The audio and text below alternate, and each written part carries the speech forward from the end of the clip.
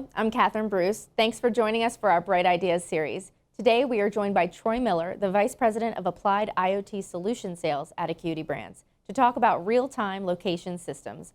According to a study published by Kenneth Research, the market for these systems is projected to grow almost 30% over the next 8 years. Troy, we've seen the adoption of these services gaining momentum. What is it and what are the benefits?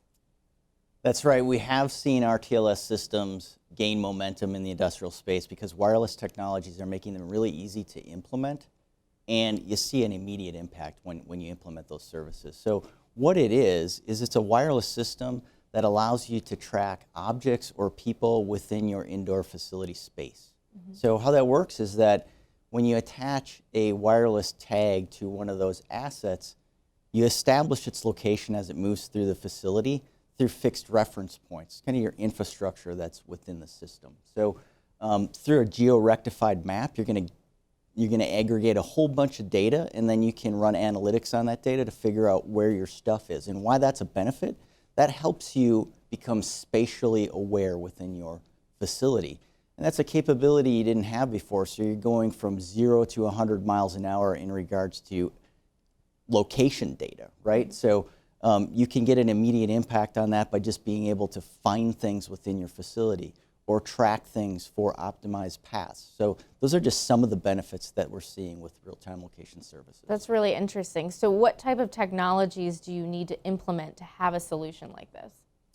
Well, there's a lot of different technologies in this space, and it can be confusing and can be challenging for some of our customers to figure out which is best for them. But some of the more common ones include RFID, which is radio frequency identification, Wi-Fi, ultra-wideband, and the industry standard Bluetooth Low Energy. So a few different choices there. How do I know which one to choose for my facilities? Yeah, well, each technology has its advantages and disadvantages, and what it really comes down to is what your application needs are and what you want to track. So RFID, for example, has a relatively small and low-cost tag, so you can attach it to anything. But the infrastructure costs can get quite high because as you want to increase your accuracy, you need more reference points. More things, more reference points, more infrastructure. Gotcha. Yep. So Wi-Fi attempted to get rid of that infrastructure burden by piggybacking off of the existing system, but there's some issues with that.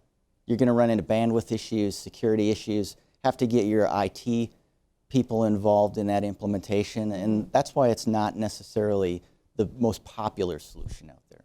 Right.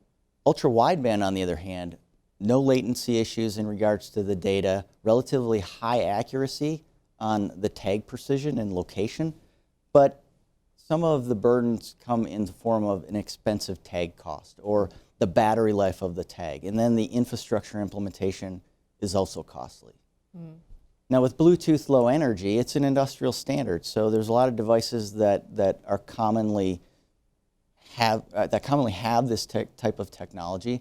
So it's one that's adopted well into the RTLS space, and with a relatively small tag and a battery life that lasts up to years, it's a really good solution for many of the implementations in the industrial space. So in summary, each one of these technologies really has advantages and disadvantages in regards to the tag size, price, accuracy, but they all share that same burden of an expensive infrastructure to implement to get RTLS.